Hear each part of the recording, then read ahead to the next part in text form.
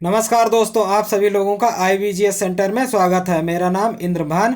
जो इस चैनल पर नया है कृपया सब्सक्राइब करें। दोस्तों, ये मेडुअल हिस्ट्री अर्थात मध्यकालीन इतिहास का ये दूसरा लेक्चर है। इसके अंतर्गत हम दोस्तों कुतुबुद्दीन ऐबक से लेके बलबन तक एक एक करके सबका अध्ययन विस्तृत करने वाले हैं। इसके साथ में दोस्तों, इसके पहले वाले लेक्चर में हमने पढ़ा था क्या? हमने इसके पहले वाले लेक्चर में पढ़ा था कि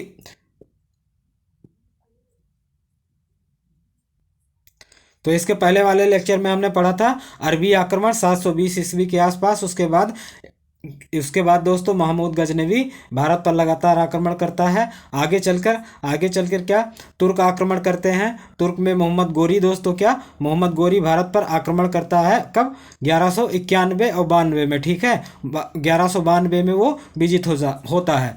और उसके बाद हम ये पिछले वाले लेक्चर में ये भी पढ़े थे कि मोहम्मद गोरी के मृत्यु के बाद उसके समाज को 4 भागों में बांट दिया गया था। जैसे एशिया उपमहाद्वीप में दोस्तों कुतुबुद्दीन ऐबक को प्राप्त हुआ था, जैसे सिंध का जो क्षेत्र था उसके साथ में सिंध और लाहौर का। उसके बाद उच्छ का शासक और उसके बाद गजनी का शासन दोस्तों, सबको अलग अलग एक साम्राज्य में बांट दिया गया था। तो मोहम्मद गोरी के साम्राज्य को 3-4 भागों में बांट दिया था। तो उसी में हम यहाँ पे जानेंगे जो भारत पर अस्थायी रूप से जो तुर्क शासन करता है वो कौन है। तो इल्तुतमिश जैसे है इसका आंसर दोस्तों। तो सभी का हम अध्ययन एक एक करके अभी हम करने वाले हैं। तो इस लेक्चर को शुरू करते हैं। तो कुतुबुद्दीन ऐबक से यहाँ से शुरू करेंगे। इसके पहले हमने सब कुछ पढ़ा दिया है दोस्तों।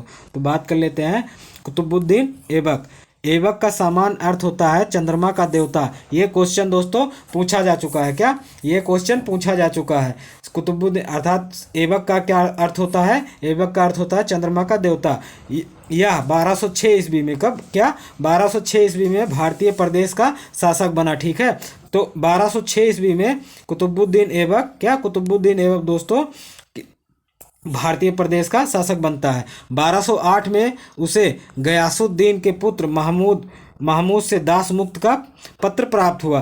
तो दासमुक्त का पत्र जो है किससे प्राप्त हुआ? गियासुद्दीन के पुत्र महमूद से। ठीक है, तो ये खलीफा का उस समय इस समय ये क्या था? ये खलीफा था। कहाँ का दोस्तों? तो अरब कंट्री में। ठीक है, अरब कंट्री का ये खलीफा था। कौन? महमूद। तो महमूद ने ही दासमुक्त पत्र दिया था किसे?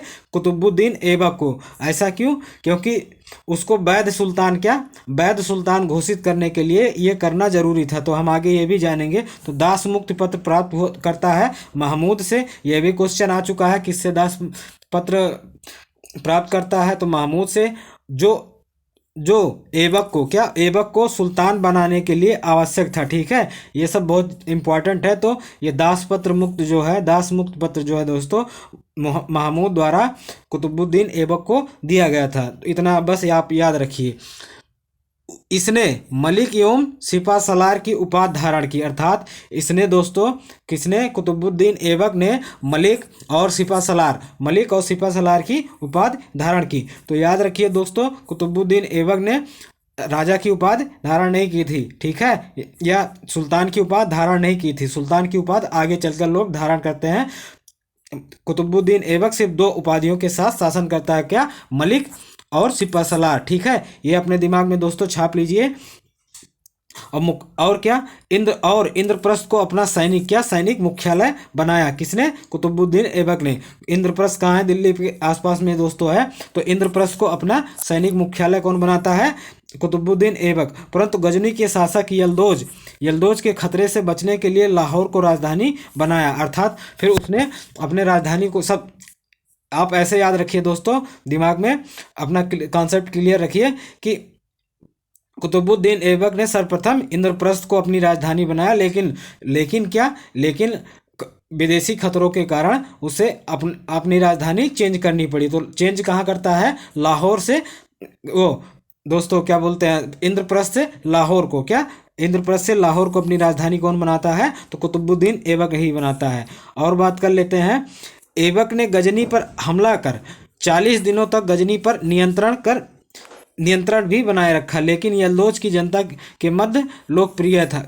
लेकिन यल्दोज जो था दोस्तों, यल्दोज कहाँ का था? ये गजनी का था। कहाँ का? गजनी का। ठीक है, ये देखिए हम पीछे में बताए हैं। तो यल्दोज जो था गजनी का शासक था। ठीक है, तो ये अपने जनता, वहाँ की जनता में बहुत ज़्यादा लोकप्रियता था, जिसके कारण वहाँ की जनता ने ऐबक को काफ़ी ज़्यादा परेशान किए। ठीक है, और ऐबक को भी ऐसा महसूस हुआ कि यहाँ पे हम शासन नहीं चला पाएंगे। तो ये क्या करता है, 40 दिनों के बाद वहाँ पे अपने सिक्कों पर मोहर अपने वहाँ के सिक्कों पर अपना तस्वीर छपवा कर, उसके साथ साथ में दोस्तों यल्दोज को वो साम्राज्य देके चला आता है। कौन? कुतुबुद्दीन ऐबक। तो उस समय क्या, जैसे हम बताए कि मोहम्मद गोरी के मृत्यु के पश्चात उसके साम्राज्य को 4 भागों में बांट दिया गया था। तो गजनी का जो प्रांत था वो यल्दोज यानी कि सभी दासों को बांट दिया गया था, क्योंकि मोहम्मद गोरी का कोई पुत्र नहीं था। तो उसमें से 4 दास थे, जैसे कुतुबुद्दीन ऐबक, यल्दोज और हैं दोस्तों। अभी हम आगे उनका अध्ययन करेंगे, तो एक एक करके वहाँ पर हम पूरा डिस्क्रिप्शन कर देंगे। तो यहाँ से आपको बस ये इतना याद रखना है कि कुतुबुद्दीन ऐबक ने कभी सुल्तान की उपाधि धारण नहीं कि उसने सिर्फ मलिक और सिपासलार की उपाधि से ही अपना काम चलाया। इसने इंद्रप्रस्थ को सर्वप्रथम अपनी राजधानी बनाया, लेकिन खतरों अर्थात आक्रमण के खतरों को से बचने के लिए अपने राजधानी को लाहौर घोषित कर दिया। उसके साथ साथ में इसने अर्थात ऐबक ने दोस्तों यल्दोज पर आक्रमण किया और वहाँ पे 40 दिन तक अपना शासन बनाए रखा। आगे बात करते हैं दूसरा दोस्तों, जिसके कारण ऐबक का विरोध किया। किसने किया? जनता ने किया दोस्तों, क्योंकि वहाँ पे यल्दोज जो था गजनी में काफ़ी अपना लोकप्रिय वहाँ का राजा था। ठीक है, या सुल्तान था। तो जिसके कारण वहाँ की जनता ने काफ़ी विद्रोह किया और गजनी प्रदेश अर्थात गजनी प्रदेश को उसे खाली करना पड़ा। ऐबक क्या है? ऐबक उदार होने के कारण लाख बख्श के नाम से भी जाना जाता है। तो दोस्तों इसे दिमाग में अपने छाप लीजिए दोस्तों। ये 2 चीज़ें बहुत इंपॉर्टेंट है यहाँ से कि लाख बख्श किसे कहा जाता है? ऐसा क्वेश्चन बहुत बार आया है। क्या? लाख बख्श जो है दोस्तों, इसका ये बहुत बार क्वेश्चन पूछा गया हर एग्जामों में, चाहे वनडे हो, ग्रुप डी हो, उसके बाद पीसीएस हो, चाहे जो भी हो दोस्तों, सभी जगह पे ये क्वेश्चन आ चुका है। फेमस क्वेश्चन है अर्थात सल्तनत काल के गुलाम वंश का। ठीक है, तो कुतुबुद्दीन ऐबक से लेके कहाँ तक? बलबन तक जो राजवंश होता है, बलबन तक जो राजा होता है दोस्तों, वो सब गुलाम वंश से संबंधित है। ये भी एक क्वेश्चन आता है, अभी आगे चलकर हम उसका अध्ययन करेंगे, बताएंगे, क्योंकि थोड़ा सा वो टेक्निकल क्वेश्चन पूछा गया है एग्जाम में। तो बात कर लेते हैं। तो इसे उदार होने के कारण लाख बख्श कहा गया। किसे? ऐबक को। कुरान का ज्ञाता होने के कारण कुरान खा भी इसे कहा जाता था। तो 2 और उपनामों से जाना जाता था। किसे? ऐबक को। तो इसे दिमाग में आप छाप लीजिए कि ऐसे क्वेश्चन पूछेगा। एक ये कि कुतुबुद्दीन ऐबक का उपनाम था तो लाख बख्श, ठीक है, या कुरान खां किसका उपनाम था? तो कुरान खां किसका उपनाम था? कुतुबुद्दीन ऐबक का। या कुतुबुद्दीन ऐबक का उपनाम था कुरान खां। तो इस 2 प्रकार से आपसे क्वेश्चन पूछेगा। ठीक है, एग्जामों में। तो इसे अपने दिमाग में दोस्तों छाप लीजिए और कॉपी में भी उतार लीजिएगा। तो ताज उल मासिर रचनाकार हैं कौन? हसन निजामी। क्या? हसन निजामी। ये कुतुबुद्दीन ऐबक के संरक्षण में थे। कौन? हसन निजामी। तो ये बहुत इंपॉर्टेंट है। क्या? ये दोस्तों इसलिए इंपॉर्टेंट है क्योंकि ये कुतुबुद्दीन ऐबक का अर्थात बात करें दोस्तों तो कुतुबुद्दीन ऐबक के बारे में इतिहास जो लिखता है कौन? तो हसन निजामी ही इसका स्रोत है। ठीक है, हसन निजामी का स्रोत जो पुस्तक है, क्या है पुस्तक? ताज उल मासिर। क्या? ताज उल मासिर। तो ये किसके बारे में जानकारी देता है? ताज उल मासिर तो कुतुबुद्दीन ऐबक के बारे में जानकारी देता है। इसको किसने लिखा था? हसन निजामी ने। ये क्वेश्चन दोस्तों कहाँ? जेआरएफ में पूछा जा चुका है, तो हो सकता है पीसीएस में भी ये क्वेश्चन आ सकता है। ठीक है, 1210 ईस्वी में ऐबक की चौगान, क्या चौगान एक प्रकार का ये पोलो है, खेलते समय घोड़े से गिरकर मृत्यु हो गई। ठीक है, इसका मृत्यु भी याद रख लीजिए, ये सन याद रखिए दोस्तों 1210। क्या? 1210 ईस्वी में चौगान खेलते समय इसकी मृत्यु हो गई। अब कुतुबुद्दीन ऐबक के काल में अर्थात बहुत ज़्यादा, क्योंकि इसका समय रहा नहीं, 1206 से लेकर 1210 तक इसका कार्यकाल रहा, तो इसमें कुछ इसने क्या स्थापत्य भी अर्थात इमारतों का भी निर्माण करवाया। देख लेते हैं कौन कौन है। ये भी क्वेश्चन बहुत बार पूछा जा चुका है, group D, one day exam, SSC, PCS में भी पूछा जा चुका है, आरओ एआरओ में भी पूछा जा चुका है, उसके बाद टीजीटी, पीजीटी, हर जगह पूछा जा चुका है दोस्तों, एक एक बार तो पूछा ही जा चुका है। बात कर लेते हैं कुतुबुद्दीन ऐबक की वास्तुकला। कुतुबुद्दीन ऐबक वास्तुकला में रुचि रखता था। क्या वास्तुकला में रुचि रखता था? इसने निम्न निर्माण करवाए। कौन कौन से निर्माण करवाया? कुब्बल, क्या कुब्बल उल इस्लाम, ये दिल्ली में है। 2.5 दिन का झोपड़ा, ये अजमेर में है। और किला ए राय पिथौरा, ये 7 प्राचीन दिल्ली, क्या दिल्ली जो है दोस्तों, आधुनिक दिल्ली जो है, ये पहले 7 प्राचीन नगर वहाँ पे थे। क्या हर जगह ऐसे जैसे छोटे छोटे जिले होते हैं, उसी प्रकार से 7 प्राचीन नगर थे दिल्ली में, ठीक है। तो 7 प्राचीन नगरों में इसका प्रथम स्थान है, अर्थात कुतुबुद्दीन ऐबक के बाद ही 7 कुतुबुद्दीन ऐबक से लेके उसके बाद क्या होता है, 7 प्राचीन नगरों, वहाँ फिरोज तुगलक तक दोस्तों दिल्ली में नगर बसाया जाता है। तो 7 प्रकार के, क्या 7 प्राचीन नगर बसाए जाते हैं। उसमें पहला प्राचीन नगर कौन है?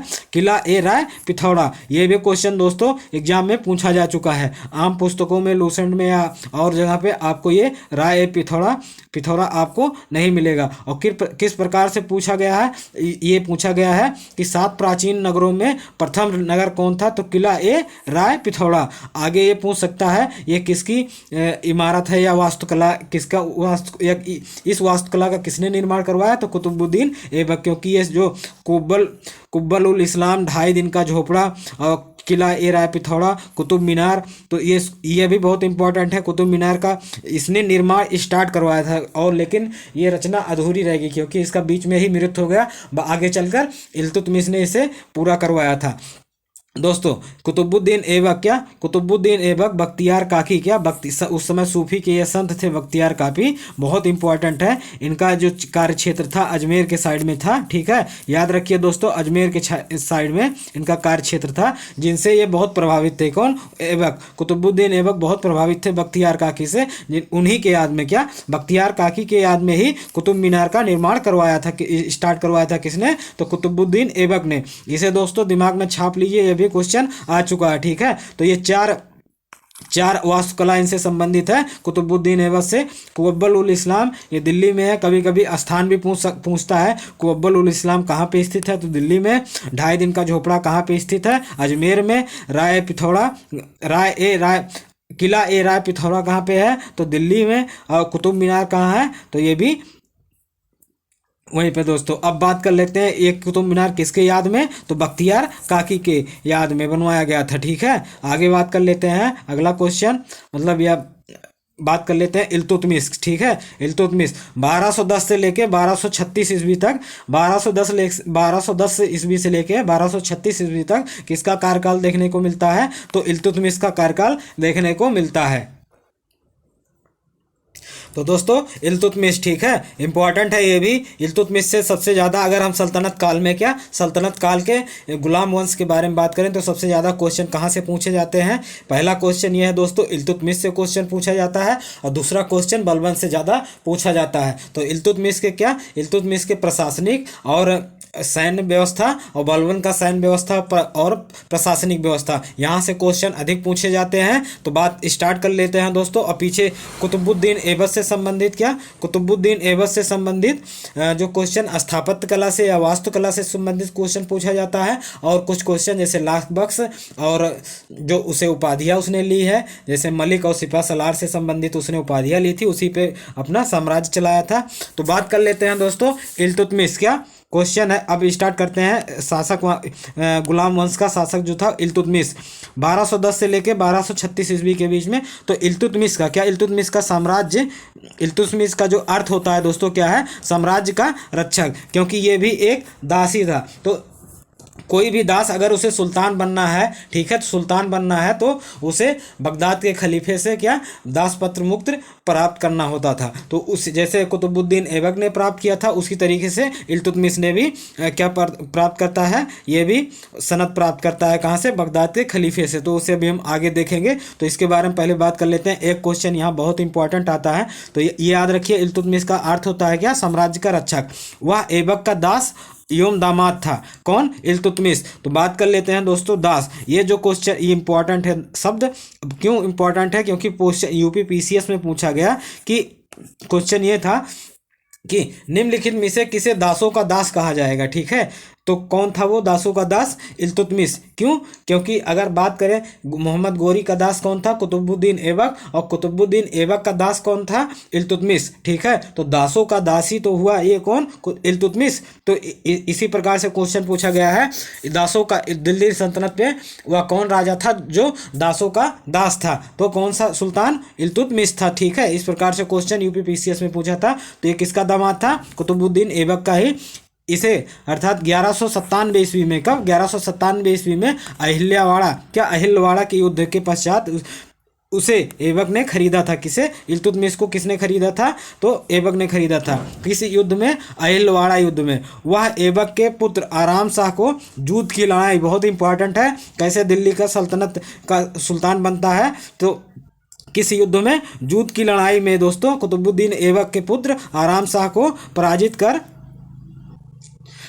कर सुल्तान बन गया, ठीक है, सुल्तान बन गया। यह एक इल्वरी तुर्क था। यह भी क्वेश्चन पूछा जा चुका है, एसएससी में भी पूछा गया है और पीसीएस आरओ में भी पूछा जा चुका है कि इल्तुतमिश किस प्रकार का या उसका वंश संबंधित है इल्तुतमिश का, तो इल्वरी तुर्क से, क्या, इल्वरी तुर्क से, या ठीक है, इल्वरी कबीला से ये संबंधित है इल्तुतमिश। आगे बात कर लेते हैं अगला क्वेश्चन। इसमें क्वेश्चन या आगे लेक्चर, तो 18 फरवरी, क्या 18 फरवरी 1229 ईस्वी में इल्तुतमिश ने बगदाद के खलीफा अल मुंतसिर बिल्लाह, क्या अल मुंतसिर बिल्लाह के शासन,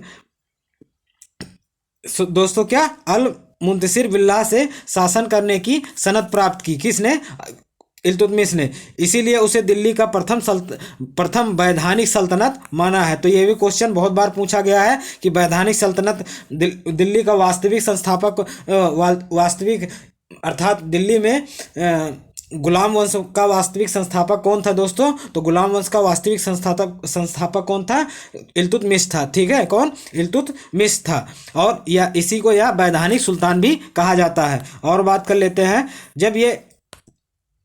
जब ये दिल्ली में, क्या, दिल्ली का सुल्तान बना, तो इसके सामने बहुत सारी चुनौतियां, उसके सामने बहुत सारी चुनौतियां थी। किसके सामने, इल्तुतमिश के। तो अब बात कर लेते हैं, सुल्तान बनने के पश्चात इल्तुतमिश के सामने कई चुनौतियां थी। किस प्रकार की चुनौतियां थी, तो बात कर लेते हैं, जैसे मंगोलों के आक्रमण की चुनौती थी, आंतरिक विद्रोह का भय था। उस समय माहौल ऐसा था क्योंकि किसने, कुतुबुद्दीन ऐबक के पुत्र आराम शाह को मारकर, किसने, इल्तुतमिश ने मारकर उसे दिल्ली का सुल्तान अर्थात अपने आप को, स्वयं को दिल्ली का सुल्तान घोषित करता है, जिससे वहाँ की जो जनता थी दोस्तों, क्या, दिल्ली के आसपास की जनता जो थी वहाँ पे काफ़ी असंतोष फैल गया था, क्योंकि इसने एक शासक को ही मारकर फिर राजगद्दी हथियाया था, जिसके कारण वहाँ पे असंतोष फैला हुआ था। और बात कर लेते हैं मंगोल का आक्रमण का भय भी उस समय था। उच्च शासक के आक्रमण का भय भी उस समय मौजूद था। उस उच्च का शासक कौन था, कुबाचा। इसे दिमाग में दोस्तों छाप लीजिए, कुबाचा, ठीक है।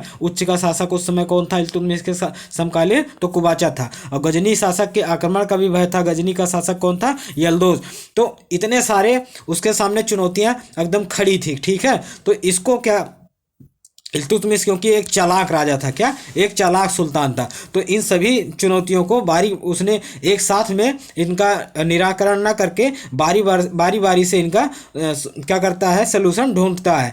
कैसे करता है, अभी हम आगे पूरा एक एक करके देखेंगे दोस्तों, ठीक है। तो देख लेते हैं आगे कैसे।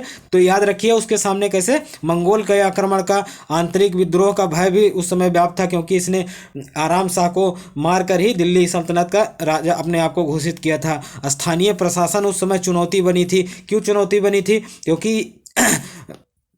तुर्क शासन में क्या, तुर्क शासन में अस्थाई अर्थात प्रथम वैधानिक सुल्तान इसी को घोषित किया था। उसके पहले क्या था, बहुत कमज़ोर इसका क्या यहाँ पे बहुत कमज़ोर सैन्य व्यवस्था और प्रशासनिक व्यवस्था बहुत कमज़ोर स्थिति में थे, तो इसको भी सुदृढ़ करना था किसे, इल्तुतमिश को दोस्तों। तो आप अब बात कर लेते हैं आगे। तो ये कॉन्सेप्ट आप लोगों का क्लियर हो गया ना कि उस समय क्या क्या उसके सामने मौजूद था। इसे दिमाग में दोस्तों छाप लीजिए, बहुत ही इंपॉर्टेंट है कि बहुत बहुत बार पूछा गया। और इससे क्या होगा, आपको एक इतिहास जैसे किस प्रकार से आप इसे याद रखें कि आपको याद रहे, तो इसी प्रकार से आप याद रखें कि इल्तुतमिश एक समय राजा होता है। उस समय उसके सामने आसपास में, ऐसे मान लीजिए इल्तुतमिश यहाँ का राजा होता है, उसके आसपास में कुछ क्षेत्र या प्रांत थे। उन प्रांतों में कौन, मंगोल एक प्रांत था, उच्च एक शासक था, गजनी एक प्रांत था, और आंतरिक विद्रोह। और उस समय बहुत सारे कठिनाइयाँ भी मौजूद थीं,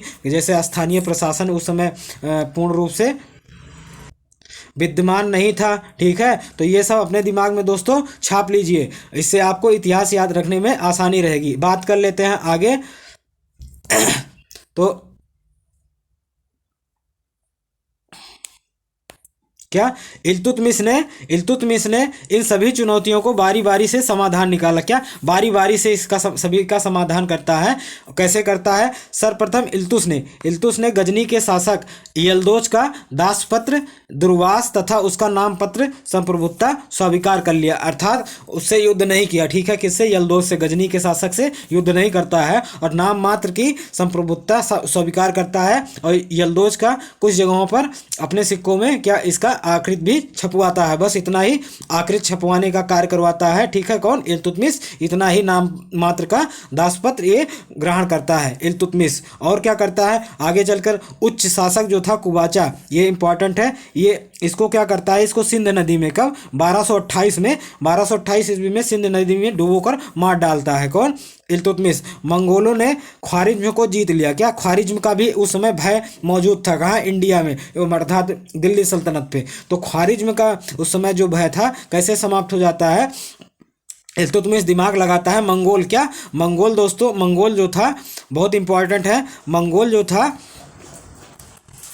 तो मंगोल शासक ने खारिज्म को जीत लेता है, जिसके कारण वहाँ का ये शासक, कहाँ, वहाँ का ये शासक था खारिज्म का, कौन दोस्तों, मकबरनी। कौन था, मकबरनी था।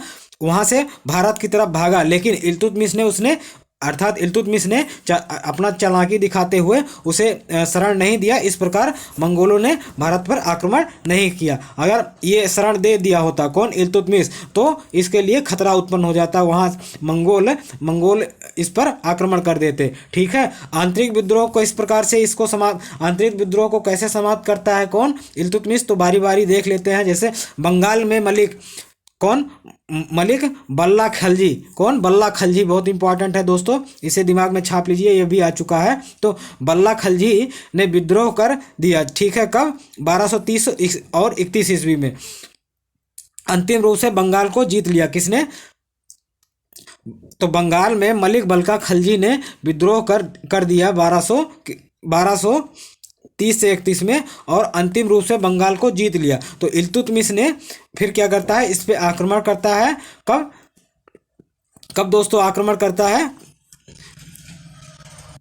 1230 से लेकर 1231 में आक्रमण कर बल्ला खलजी को हरा देता है। इल्तुतमिश ने राजपूत राज्यों को दोबारा से जीतता है। कौन, इल्तुतमिश राजपूत के राज्यों को दोबारा से जीतने का प्रयास करता है, और जीत भी जाता है। तो एक एक का हम देखते हैं क्रम दोस्तों, कैसे जीतता है। यह भी एग्जाम के दृष्टि से बहुत इंपॉर्टेंट है, हो सकता है कभी मिलान के रूप में आ जाए। तो 1226 ईस्वी में रणथंभौर को जीतता है। 1227 ईस्वी में, अर्थात उसके एक साल बाद, नागौर पर अभियान करता है। और 1234 ईस्वी में मालवा व भीसला को जीत लेता है। और उज्जैन से विक्रमादित्य की मूर्ति को उठा लाता है। कौन, इल्तुतमिश दोस्तों। तो उसके पहले हम बताया क्या, जैसे सभी का बारी बारी से ये सभी चुनौतियों का समाधान निकालता है और एक एक करके जो आंतरिक विद्रोह था समाप्त करता है। सर्वप्रथम बंगाल के विद्रोह को वो दफनाता है, कम करता है, और उसके साथ साथ में क्या करता है राजपूतों को भी अपने नियंत्रण में लाने के लिए वो एक एक करके उन पर युद्ध करता है। तो सर्वप्रथम उन युद्धों में, राजपूतों के युद्ध में रणथंभौर में सबसे पहले, फिर नागौर में, मालवा और भीसला जीत लेता है, और उज्जैन में रखी क्या, ये भी क्वेश्चन पूछा जा चुका है कि उज्जैन से विक्रमादित्य की मूर्ति को किसने लाया था, तो कुतुबुद्दीन ऐबक ने लाया था। कब लाया था, 1234 ईस्वी में। बहुत इंपॉर्टेंट है दोस्तों। और बात कर लेते हैं उसका अंतिम अभियान, यह भी क्वेश्चन पूछा जा चुका है। इल्तुतमिश का अंतिम अभियान कौन था, तो 1935 में बमियान, क्या बमियान था। और 1236 ईस्वी में 35 के बाद अर्थात एक साल बाद उसका मृत्यु हो जाता है इल्तुतमिश का। स्थानीय प्रशासन देखते हैं कैसे उसने अपने स्थानीय प्रशासन को सुदृढ़ करता है, कौन, इल्तुतमिश। तो इल्तुतमिश ने स्थानीय प्रशासन की चुनौती, क्या चुनौती का समाधान निकालने के लिए इक्ता व्यवस्था, सैनिक व्यवस्था और मौद्रिक व्यवस्था को संगठित किया। तो क्योंकि हम बात कर चुके हैं कि ये दिल्ली का प्रथम वैध सुल्तान घोषित होता है, और प्रथम वैध सुल्तान घोषित होने के उस समय इसे उसके सामने बहुत सारी चुनौतियां थे। उसमें था एक, बहुत सारी अस्थाई चुनौतियां थी। अस्थाई चुनौतियों में जैसे उस समय राजस्व किस प्रकार से प्राप्त किया जाए, सैनिक को किस प्रकार से रखा जाए, और मौद्रिक व्यवस्था कैसे लागू किया जाए, इन सभी का चुनौतियों को भी उसने बहुत अच्छी तरीके से इन चुनौतियों का समाधान भी निकालता है, और एक संगठित अर्थात मजबूत संरचना स्थापित करता है इल्तुतमिश। इसीलिए इसे दिल्ली सल्तनत का प्रथम संगठनकर्ता भी माना जाता है, इसीलिए कहा जाता है दोस्तों। तो और बात कर लेते हैं आप, इसने इन अस्थायी चुनौतियों को भी समाधान अच्छे तरीके से निभाता है। जैसे सैनिक संगठन में, एक सैनिक व्यवस्था में क्या, सैनिक व्यवस्था को कैसे सुदृढ़ करता है, तो 40 सरदारों को चुनकर, जिसे चहलगानी के नाम से, क्या, ये क्वेश्चन बहुत इंपॉर्टेंट है, ये आ भी चुका है, चहलगानी के नाम से जाना जाता है, को नियुक्त करता है। किसमें, सैनिक व्यवस्था मजबूत करने के लिए 40 सरदारों को चुनता है और उनको अलग अलग सैनिक टुकड़ियों में बांट देता है। इस प्रकार से ये अपनी सैनिक व्यवस्था को स्थापित करता है और मजबूत करता है इल्तुतमिश। और इन 40 सरदारों अर्थात 40 सरदारों को क्या कहा गया, चहलगानी, क्या, चहलगानी। और इन चहलगानी को समाप्त करने का श्रेय किसे मिलता है आगे चलकर, तो बलबन ने चहलगानी को समाप्त करता है। अब बात कर लेते हैं सिक्का। इसके काल में दोस्तों, क्योंकि मौद्रिक व्यवस्था भी हम बात कर चुके हैं, मौद्रिक जो व्यवस्था था उसको भी मजबूत करना था, तो सिक्के के रूप में इसने चांदी का सिक्का टका चलवाया, क्या, टका चलवाया, और तांबा का सिक्का जीतल के नाम से चलवाता है। कौन, तो इल्तुतमिश। इसे दिमाग में छाप लीजिए। इल्तुतमिश के समय का काल का सिक्का है टंका किस प्रकार का था, चांदी का, और जीतल किसे कहा जाता था, तांबे को। ठीक है, ऐसे भी क्वेश्चन पूछ सकता है, जीतल किस प्रकार का सिक्का है, तो तांबा का। जीतल किसके काल में शुरू किया गया था, तो इल्तुतमिश के काल में। बहुत इंपॉर्टेंट है, 2 ही सिक्के हैं, इसे अपने दिमाग में तो कम से कम छाप ही लीजिए दोस्तों। ये नहीं छापेंगे तो क्या, 1330 सीसी का दिमाग लेके दोस्तों क्या करेंगे उसे, हैं, दिमाग थोड़ी ना चोरी करवाना, यहाँ पे चोरी करना है आपको। इस सब चीज़ याद रखिए दोस्तों, ठीक है, और अपने लक्ष्य को जल्दी से जल्दी प्राप्त करिए। बहुत इंपॉर्टेंट है, क्योंकि एग्जाम देखिए, तो दोस्तों जितने भी चीज़ समझा रहे हैं, और एग्जाम की दृष्टि से अगर हम बात करें दोस्तों, आप देखिए किस प्रकार से तैयारी करें। पहला तो आप जैसे पूरा लेक्चर को देख लिए, अपना शॉर्ट नोट बना लीजिए, जो जो बता रहे हैं, जो जो इम्पॉर्टेंट है उनको एक तरीके से व्यवस्थित कर लीजिए। अब जैसे देख लीजिए, क्या आपको याद करना है, इसमें बहुत ज़्यादा, ऐसे तो अलग अलग आप पढ़ेंगे, लेकिन इक्ता व्यवस्था, सैनिक व्यवस्था और मौद्रिक व्यवस्था, इनको मजबूत करना था किसे, क्योंकि आप ये आप याद रखिए दोस्तों, कोई भी शासक जब प्रथम बार अपने वंश की स्थापना करता है, उन सभी के सामने इसी प्रकार की सामान्यतः चुनौती देखने को मिलता है। सैनिक व्यवस्था उनके सामने सुदृढ़ नहीं होता है, मौद्रिक व्यवस्था को स्थापित करना रहता है, उसके साथ साथ में सामाजिक व्यवस्था को भी सही से मजबूत करना होता है। क्योंकि जैसे अगर कहीं पे भी कोई राजा बनता है, तो वहाँ के आसपास की जो जनता होती है वो अचानक किसी को अपना सुल्तान नहीं मान लेता है दोस्तों, उसे धीरे धीरे मनवाना पड़ता है सुल्तान को, ठीक है, और उसे जनता के बीचों में जाकर जनता के लिए अच्छे अच्छे कार्यों कर जनता का दिल जीतता था उस समय भी राजा, ठीक है। तो ये सभी कार्यों को मजबूत करने के लिए, तो इसी प्रकार से इल्तुतमिश भी कार्य करता है। तो चहलगानी जैसे इक्ता व्यवस्था, सैनिक व्यवस्था, तो सर्वप्रथम इक्ता व्यवस्था भूमि की पैमाइश से संबंधित है दोस्तों। किसने शुरुआत की थी? तो इल्तुतमिश ने, ठीक है। सल्तनत काल का ये पहली भूमि पैमाइश व्यवस्था है, इल्तुतमिश के काल में शुरू किया गया था।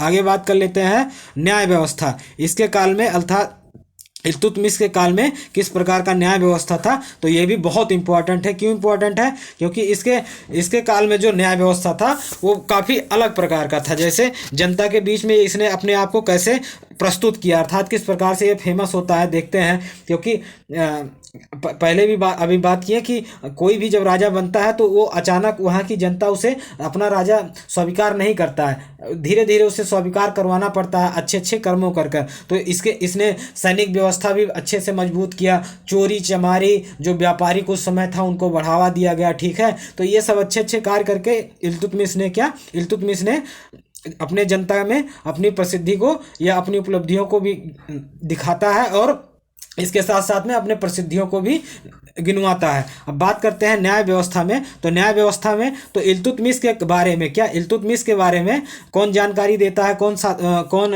रचनाकार? तो इब्न बतूता। इब्न बतूता ये किसके काल से संबंधित है या किसके काल का इतिहास देता है? तो इल्तुतमिश के काल का इतिहास इब्न बतूता देता है, ठीक है। के अनुसार उसने अपने दरबार के सामने सिंह की 2 आकृति निर्मित करवाई। दोनों सिंह के मुंह में जंजीर लटक रही थी। जो व्यक्ति न्याय का इच्छुक हो, अर्थात जो भी व्यक्ति न्याय चाहता था, चाहे वो रात हो, दिन हो, सुबह हो, शाम हो, कभी भी जो व्यक्ति न्याय चाहता हो वहाँ पे जाकर उस जंजीर को खींच लेता था, जिससे वहाँ पे 1 घंटा बच जाता था। एक घंटा लगा था कहाँ? दरबार के अंदर वो घंटा बजने लगता था, ठीक है। जब जंजीर ऐसे व्यवस्थित की गई थी, वो जंजीर जो है दोस्तों घंटे से संबंधित थी। जब जंजीर खींचा जाता था तो वो बजने लगता था। न्याय के लिए शहरों में काजी और योम काजी योम अमीर दाद नामक अधिकारी नियुक्त किए गए थे दोस्तों। बहुत इंपॉर्टेंट है, न्याय के लिए ये 2 अधिकारी इल्तुतमिश के काल में नियुक्त किए गए थे। तो पहले हम बात कर चुके हैं भूमि व्यवस्था किस प्रकार से इसने सुदृढ़ किया। तो भूमि की सर्वप्रथम पैमाइश इल्तुतमिश ने करवाया। इक्ता व्यवस्था लागू किया। सैनिक व्यवस्था इंपॉर्टेंट है और सैनिक व्यवस्था के अंतर्गत इसने मजबूत किया। चहलगानी व्यवस्था को लाया और उसके बाद न्याय व्यवस्था में न्याय की अर्थात सिंह की 2 आकृति निर्मित करवाई अपने दरबार के गेट के सामने और उसके मुंह में एक जंजीर लटकवा दिया, ठीक है। उसी जंजीर को ऐसे खींचना पड़ता था। अब बात कर लेते हैं आगे। इसके बाद क्या होता है, कौन आता है? तो रुकनुद्दीन फिरोज शाह 1236 ईस्वी में, ठीक है। 1236 ईस्वी में इल्तुतमिश ने यद्यपि रजिया को अपना उत्तराधिकारी चुना था, लेकिन इसने अपना उत्तराधिकारी किसे चुना था? रजिया को चुना था इल्तुतमिश ने। लेकिन क्या हुआ कि वहाँ के अमीर और प्रांतीय शासकों ने उसके पुत्र रुकनुद्दीन फिरोज शाह को दिल्ली का सुल्तान चुन लिया। इसका शासन किसका? फिरोज शाह का। तो ये फिरोज शाह किससे संबंधित है? ये फिरोज शाह तुगलक नहीं है, रुकनुद्दीन फिरोज शाह है दोस्तों। ये इल्तुतमिश का पुत्र था, ठीक है। तो 7 माह तक इसने शासन किया, जिस पर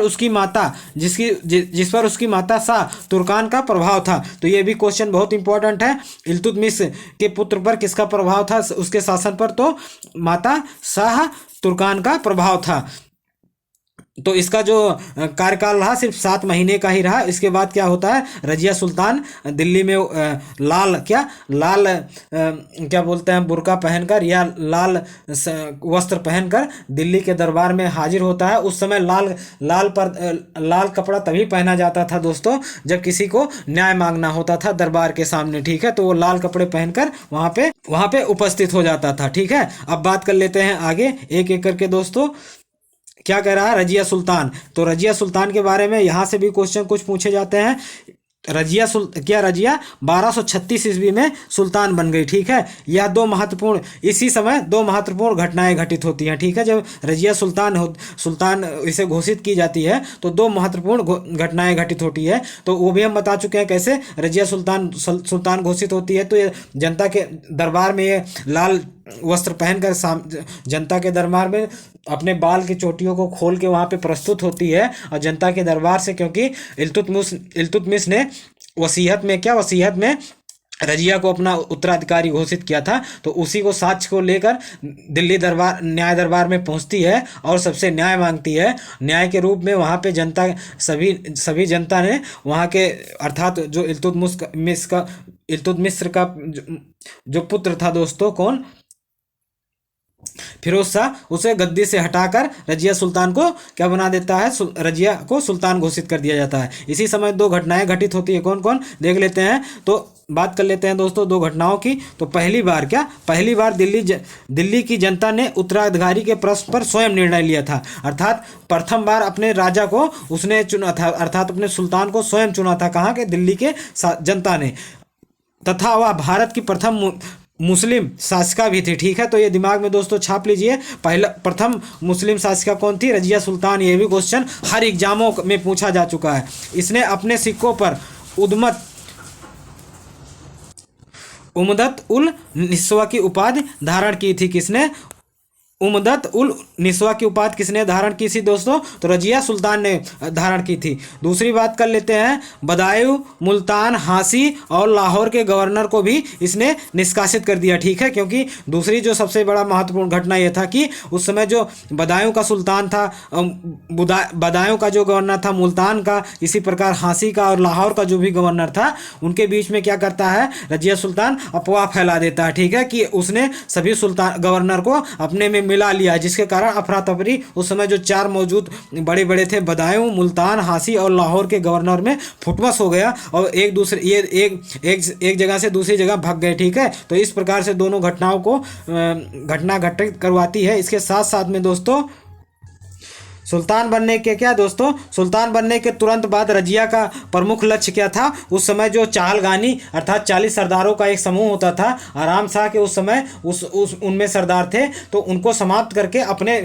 जो विश्वास पात्र सरदार होते हैं, अर्थात जो रजिया के विश्वास पात्र सरदार थे, उनको अच्छे पदों पर नियुक्त करना था। ठीक है, अर्थात सरदारों में उनको चुनना था। तो वही काम करती है कौन? रजिया सुल्तान। तो आगे चलकर क्या करता है? गुलाम सरदारों के प्रभाव को समाप्त कर उन्हें सिंहासन के अधीन बनाना था और अपने विश्वास पात्र सरदारों को अपने विश्वास पात्र सरदारों जैसे कुछ बात कर लेते हैं दोस्तों, बहुत बहुत इंपॉर्टेंट, जो पूछा भी जा चुका है और कैसे पूछा गया ये भी बताते हैं। जैसे इख्तियारुद्दीन अल्तुनिया। ठीक है, तो अल्तुनिया से ये बाद में लास्ट में शादी करती है। ठीक है, अल्तुनिया, तो ये दिमाग में छाप लीजिए, तो अल्तुनिया से ही ये शादी करती है।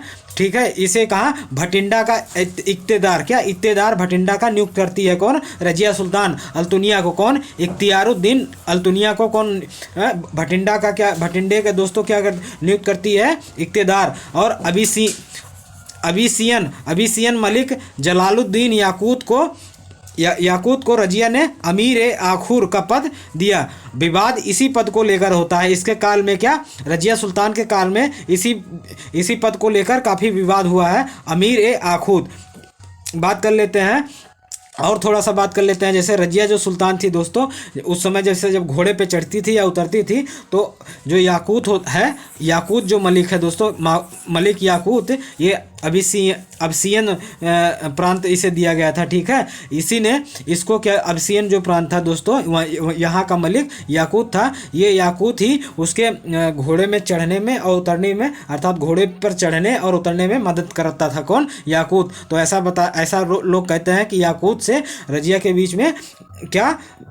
बीच में दोस्तों नाजायज संबंध था। ठीक है, तो अमीर आखूर कौन सा पद ये किसे दिया था? याकूत को। ये भी क्वेश्चन पूछा जा चुका है। इसी पद को लेकर विवाद हुआ और अफवाह फैला गया कि याकूत का नाजायज संबंध है किससे? रजिया से।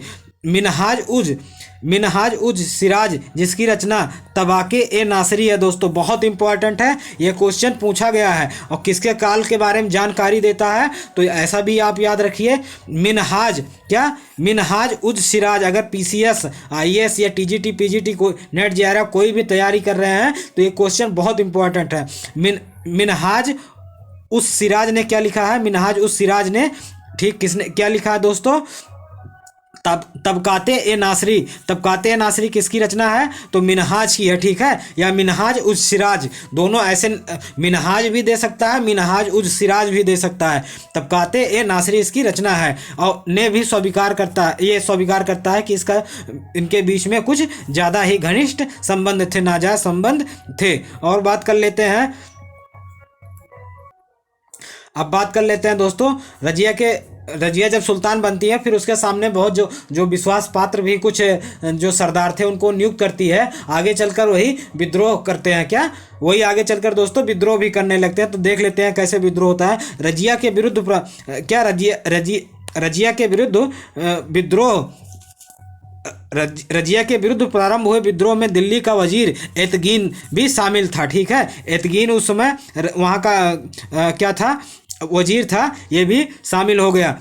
इसी क्रम में विद्रोह ग्वालियर के गवर्नर जुनैदी ने किया, परंतु धोखे से उसकी हत्या करवा दी। किसने? रजिया ने की।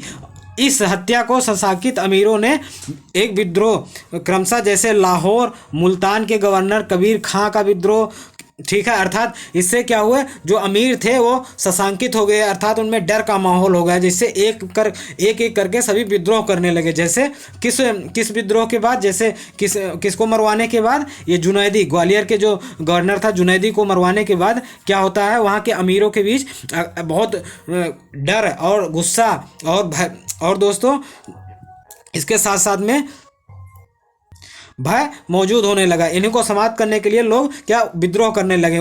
इसी क्रम में लाहौर और मुल्तान के गवर्नर में कबीर खां ने विद्रोह कर दिया, ठीक है, जिसे रजिया ने 1240 ईस्वी में आक्रमण कर उसे पराजित कर दिया। इसके पश्चात भटिंडा के गवर्नर अल्तुनिया ने विद्रोह कर दिया। रजिया और याकूत ने इस विद्रोह को दबाने के लिए भटिंडा गई, लेकिन यहाँ पे खेल हो जाता है दोस्तों। क्या खेल कैसे होता है, यहाँ पे चकमा दे देता है, कौन दे देता है? अल्तुनिया चकमा दे देता है रजिया सुल्तान और याकूत को। तो अमीरों ने याकूत को मरवा देते हैं, ठीक है, और रजिया को कैद कर लेता है। इल्तुतमिश के तीसरे पुत्र बहराम शाह को शासक बना दिया गया तथा एतगीन को नायब ए ममलिकात, ये दोस्तों अगर सल्तनत काल में देखें तो ये पहला पद इसी काल में आता है, नायब ए ममलिकात इसी के काल में देखने को मिलता है। रजिया के सुल्तान में ये नया पद था। एतगीन को दिया गया था, क्या एतगीन को दिया गया था, कौन? नायब ए ममलिकात, ठीक है। एतगीन यह पाने वाला प्रथम व्यक्ति था। तो ये बहुत इंपॉर्टेंट है दोस्तों, इसे दिमाग में छाप लीजिए, ये क्वेश्चन पूछा जा चुका है, ठीक है। तो नायब ए ममलिकात जब दिल्ली सल्तनत या मुगलकालीन शासन में दोस्तों नायब ए ममलिकात पद की बात होगी, क्योंकि मुगल काल में भी ये पद मौजूद था। जब इस पद की बात होगी तो प्रथम व्यक्ति कौन पाया था इस पद को, तो वो भी बात होगा। तो किसने पाया था? एतगीन ने पाया था, ठीक है। तो बहुत इंपॉर्टेंट है दोस्तों, इसे दिमाग में छाप लीजिए। इधर रजिया ने कूटनीति से काम लिया, ठीक है, और अल्तुनिया से विवाह कर लिया। एक बार फिर आक्रमण कर दिया, कहाँ? दिल्ली पर, ठीक है।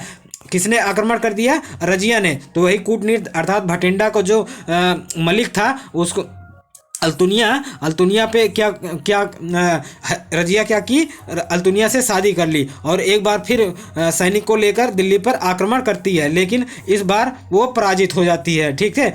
दिल्ली की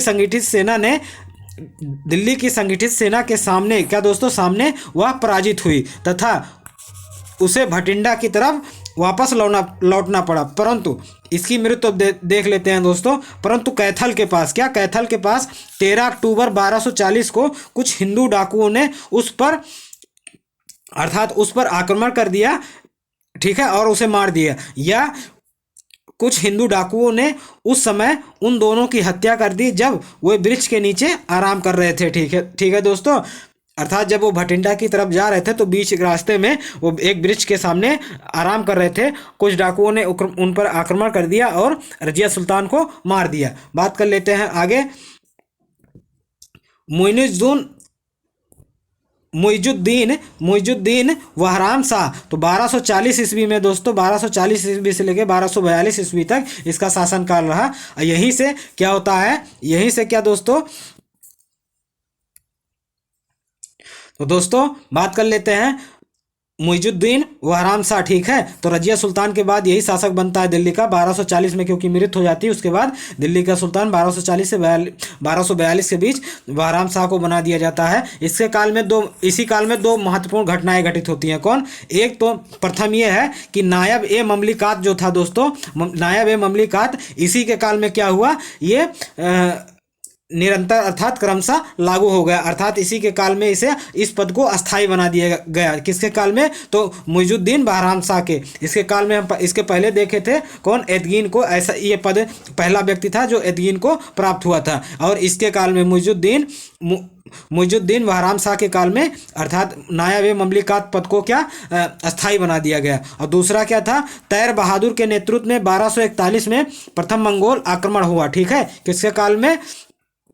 तो किसके काल में? बहराम शाह के काल में दोस्तों। बहुत इंपॉर्टेंट है। और बात कर लेते हैं, अपने प्रतिष्ठा और विशेषाधिकार के संबंध में समझौता नहीं किया। किसने? बहराम शाह ने कोई समझौता नहीं किया, जिसके कारण वहाँ के जो तुर्की अमीर थे वो सम्मिलित होकर क्या किए? 1242 ईस्वी में उसकी हत्या कर दिए। और हत्या के बाद अलाउद्दीन मसूद शाह को सुल्तान बना दिया दिल्ली का। तथा इसी के काल में बलबन को अमीर ए हाजिब, ये बहुत इंपॉर्टेंट है दोस्तों। अब बलबन का काल धीरे धीरे स्टार्ट हो रहा है, ठीक है। और बलबन भी बहुत इंपॉर्टेंट है, एग्जाम में बहुत बार बलबन से क्वेश्चन पूछा जा चुका है। तो बलबन को अमीर ए हाजिब, तो ये भी बहुत बीच में इसे भी पढ़ना है।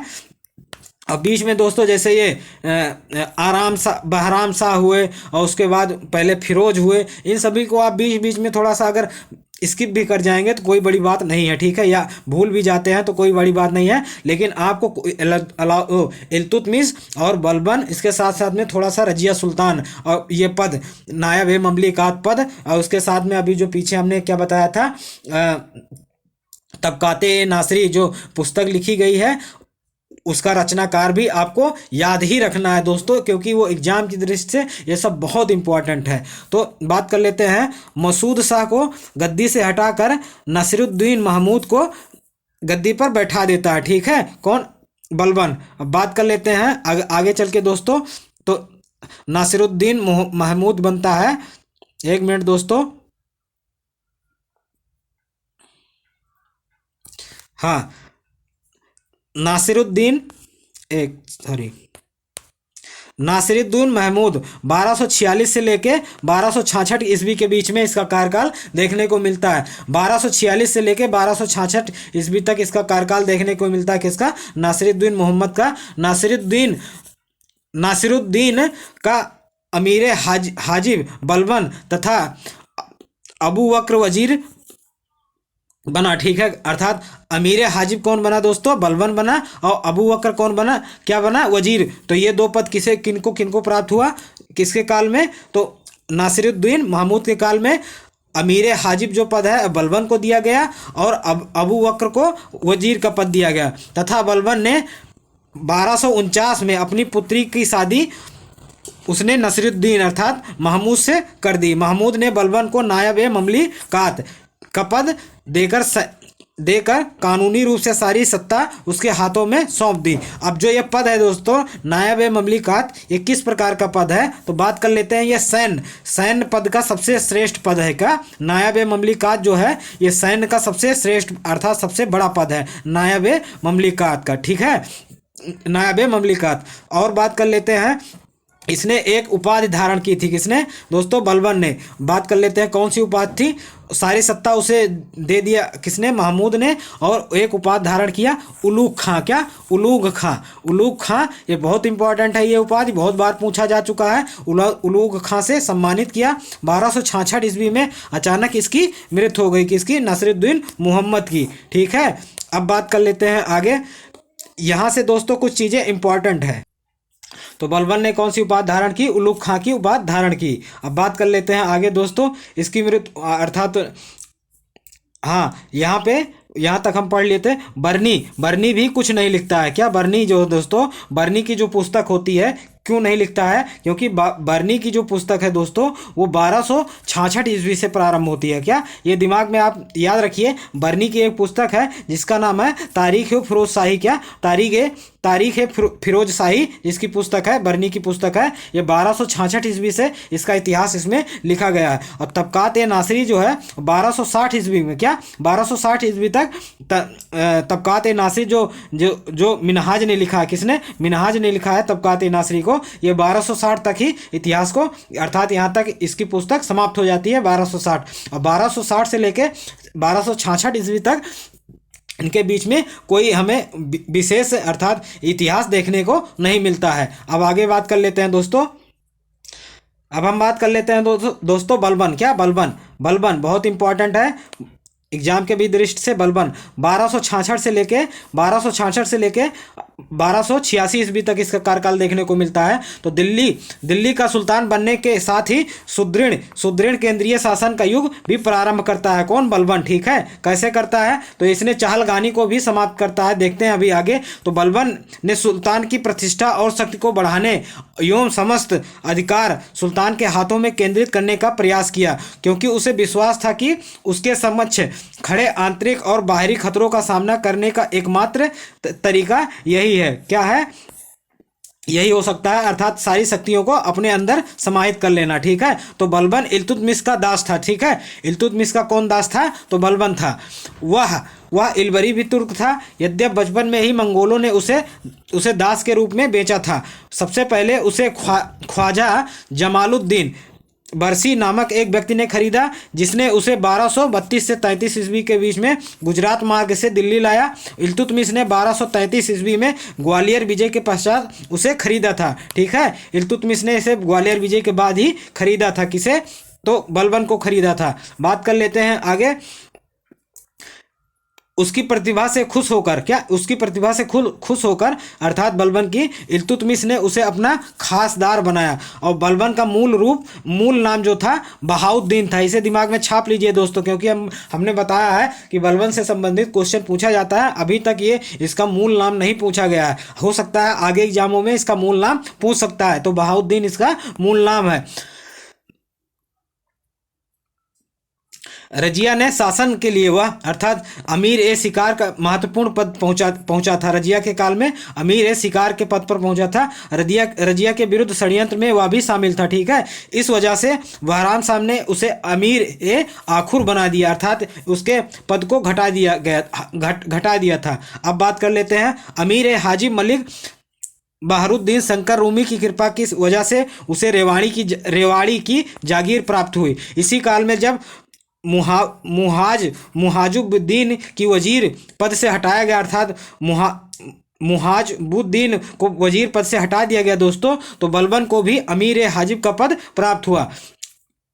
और इसके साथ साथ में नायब ममलिकात, क्या, महमूद के काल में हमने देखा था, और उलुग खां की उपाधि भी धारण किया था। आगे बात कर लेते हैं। बलबन यह जानता था दोस्तों, राजत्व के पद हैं वो स्थिरीकरण के समकक्ष सबसे बड़े समस्या हैं, क्योंकि स्थिरीकरण अर्थात एक अस्थाई जो है अस्थाई राजत्व चलाने के लिए स्थिरीकरण करना बहुत जरूरी है, और सबसे बड़ी वही समस्या थी। तो उसके समाधान के लिए ये क्या करता है, जैसे चिहलगानी सदस्यों का शक्तिशाली होना उसको समाप्त कर देता है, ठीक है। तो बलबन खुद भी चिहलगानी का अमीर रह चुका था और जानता था चिहलगानी के अन्य सरदारों द्वारा उसके बराबरी का दावा किया जाएगा। इसके समाधान के रूप में उसने राजत्व के पद को गरिमामय बनाया, और बलबन ने राजत्व के सिद्धांत की दो मुख्य विशेषताएं बताई। क्या क्या बताई दोस्तों, जैसे दोस्तों लौ और रक्त की नीति, और सजदा और पैबोस की अपने दरबार में व्यवस्था, जिससे क्या होगा, वहाँ के जो गरिमामय अर्थात वैभवपूर्ण भव्य दरबार को दिखाया जा सकता है। अब बात कर लेते हैं, दिल्ली दरबार बनाया गया दोस्तों, क्या बहुत भव्य बनाया गया। कैसे बनाया गया, तो इसके प्रेरणा स्रोत क्या थे, एक दिल्ली दरबार बनाया गया, इसके प्रेरणा स्रोत ईरानी दरबारी थे। ईरानी दरबार के में परंपरा के अनुसार दरबार को भव्य बनाया गया तथा सिजदा एवं पाबोस, क्या, सिजदा एवं पाबोस, सॉरी दोस्तों,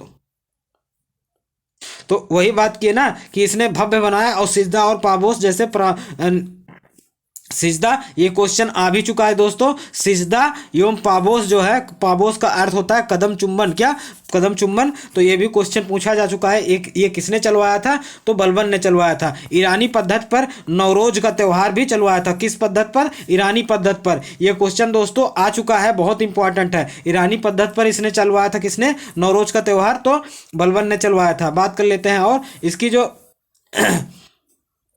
बलबन ने रक्त की शुद्धता पर रक्त की शुद्धता पर का भी बल दिया। इस हेतु स्वयं उसने अपने आप को फिरदौसी का शाहनामा के सूरबीर पौत्र अफासिया का वंशज घोषित किया। ठीक है, क्योंकि ये रक्त की शुद्धता पर अर्थात अपने आप को श्रेष्ठ दिखाने के लिए इसने क्या जाल बुना, रक्त की शुद्धता अपनाया। किसने, बलबन ने दोस्तों।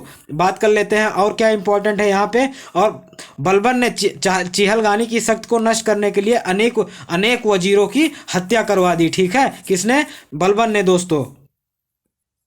और उस समय कुछ चोर चुक्के थे दोस्तों, जो व्यापारियों पर आक्रमण करते थे और उनको लूटते थे। और क्या होता था उस समय, जो जनता में क्या बहुत सारे ऐसे व्यक्ति थे जो लगान अधिकारियों को पीट पीट कर भगा देते थे। तो इनके समाधान के लिए बलबन ने दिल्ली के आसपास के जंगलों को काटकर साफ करवा दिया। ठीक है, और चारों दिशाओं में 4 किला का निर्माण, क्या 4 किला का निर्माण कर वह अफगान सैनिकों की नियुक्त करता है। तो ये भी क्वेश्चन पूछा जा चुका है दोस्तों, एग्जाम के दृष्टि से बहुत इंपॉर्टेंट है कि ये क्वेश्चन कि अफगान सबसे अधिक अफगानों को किसने भर्ती किया, तो बलबन ने दोस्तों। और बलबन ने अफगानों को बहुत ज़्यादा भर्ती किया था, बहुत इंपॉर्टेंट है। 4 किले कौन कौन है देख लीजिए, काम्पली,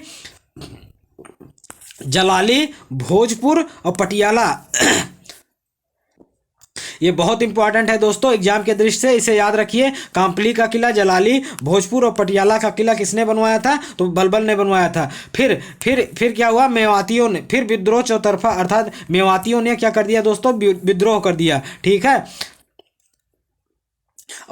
जब मेवातियों ने विद्रोह किया तो बलबन ने क्या किया, उनका मेवातियों का कत्ले आम करवा दिया। ठीक है, सुल्तान ने स्वयं कटेहर का विद्रोह के समूचे गांव को जलवा दिया। किसने, बलबन ने। पुरुषों का वध करवा दिया। इस क्रूरतापूर्ण कार्यकारी से क्षेत्र में शांति स्थापित हो गई। और क्या हुआ दोस्तों, बलबन इन क्षेत्रों की नीति को क्या कहा, लौह और रक्त की नीति कहा। ठीक है, अर्थात लोगों को मरवा देना, लौह और तलवारों के बल पर हम इस राज्य को स्थापित किए हैं और उसी के बल पर हम चलाएंगे। तो इसी को क्या कहा जाता है, लौह और रक्त की नीति कहा जाती है दोस्तों। बात कर लेते हैं दोस्तों, क्या बलबन ने तुर्गी खां के सहयोगों को भयंकर दंड दिया। ये कहाँ का था दोस्तों, ये कहाँ, बंगाल में था। इसने स्वतंत्रता घोषित की थी। तो बलबन ने इनके सहयोगियों को और तुगरी खां को भी दंडित किया। बरनी दोस्तों इसके काल के बारे में बतलाता है। बरनी लिखता है, लखनऊती के मुख्य बाजार के दोनों तरफ 2 मील लंबी तख्त लगाई गई तथा उस पर तुग रिले के समर्थकों को फांसी पर चढ़ा दिया गया। ठीक है, इतना कड़ा क्या दिया दोस्तों, इतनी कड़ी सजा दिया। किसने, बलबन ने, बंगाल के अभियान में। ठीक है, बंगाल के अभियान में याद रखिए, ये तुर्गी खां किससे संबंधित है, तो बंगाल से संबंधित है, और बंगाल अभियान जब किया था। और बात कर लेते हैं यहाँ से जो और इम्पॉर्टेंट है दोस्तों, बंगाल का अभियान बलबन के राज्यकाल का पहला ऐसा अभियान था जिसमें वह राजधानी से बाहर गया था। ठीक है, किसने, बलबन ने। और बात कर लेते हैं तो दोस्तों, सैन्य सुधार कैसे करता है, अर्थात अस्थाई सैन्य संगठन कैसे शुरुआत करता है बलबन, देख लेते हैं। तो बलबन ने एक सशक्त सेना का निर्माण का आधार तैयार किया। इसके लिए उसने स्वतंत्र सैन्य विभाग दीवान-ए-आरिज की स्थापना की। तो दीवान-ए-ममलिकात, दीवान-ए-आरिज दोस्तों यहीं से संबंधित होता है और मुगल काल तक हमें यह पद देखने को मिलता है। ठीक है, तो बहुत इंपॉर्टेंट है, ये सैन्य विभाग है। क्या, दीवान-ए-आरिज जो पद है दोस्तों, ये सैन्य विभाग है, बहुत इंपॉर्टेंट है। सैन्य विभाग का ये अध्यक्ष होता था कौन, सैन्य विभाग का अध्यक्ष कौन होता था, दीवान-ए-आरिज। ठीक है, और सबसे बड़ा जो कौन होता था, सैन्य विभाग का प्रमुख कौन होता था, तो दीवान-ए-ममलिकात होता था। आगे बात कर लेते हैं, सैन्य संचालन का दायित्व स्वात-ए-आरिज विभाग का था। बलबन दीवान-ए-आरिज का पद सुयोग सेनापति अपने सुयोग्य सेनापति इमादुल मुल्क को नियुक्त करता है। ठीक है, बलबन बहुत इंपॉर्टेंट है दोस्तों, यहाँ पे हम ज़्यादा समय नहीं देंगे क्योंकि लेक्चर बड़ा हो रहा है। बलबन ने उसे वजीर के आर्थिक नियंत्रण से भी मुक्त कर दिया। ठीक है, और बात कर लेते हैं उसने दोस्तों, उसने सेना क्या, उसने सेना, बलबन कौन, बलबन सेना के वेतनों में भी वृद्धि करता है। देख लेते हैं तो वेतन क्या, अर्थात सैनिकों के वेतन में वृद्धि की, उनके प्रशिक्षण और संचालन के लिए बेहतर रणनीति बनाई। वह अनावश्यक सैन्य कार्यवाहियों से भी परहेज करता था। ठीक है, कौन, बलबन, अर्थात अपने शक्तियों को भी मजबूत या छुपा के रखता था। तो दोस्तों बलबन की मृत्यु के पश्चात क्या, बलबन की मृत्यु के पश्चात उपरांत कैकुवाद हुआ। ठीक है, तो ये बहुत इंपॉर्टेंट है, ये भी क्वेश्चन पूछा जा चुका है कि बलबन का उत्तराधिकारी कौन था, कैकुवाद था। ठीक है, और यद्यपि बलबन ने शाहजादा मोहम्मद के पुत्र कैखुसरो को अपना उत्तराधिकारी बनाना तय किया था, परंतु मलिकों ने कैखुसरो को मुल्तान भेज दिया, क्या, मुल्तान भेज दिया तथा और कैकुवाद जो कि बुगरा खां का पुत्र था ने मुइनुद्दीन की उपाधि धारण कर ली। ठीक है, कैकुवाद ने मुइजुद्दीन का उपाधि धारण कर लेता है। इसका जीवन बलबन के कठोर निर्देश में बीता था। शासक बनने के उपरांत यह भोग विलास में व्यस्त हो गया। इसके काल में शासन की वास्तविक शक्ति फखरुद्दीन के दामाद निजामुद्दीन के हाथों में केंद्रित हो गई। तथापि कुछ समय के उपरांत निजामुद्दीन की हत्या हो गई तथा उसके स्थिति में विशेष अंतर नहीं आया। दोस्तों आगे चल के अलाउद्दीन खिलजी, इसको मारकर अलाउद्दीन खिलजी क्या करता है, खिलजी वंश का स्थापना करता है। इसको हम अगले लेक्चर में पढ़ेंगे। इसके साथ दोस्तों ये लेक्चर समाप्त होता है। नमस्कार, जय।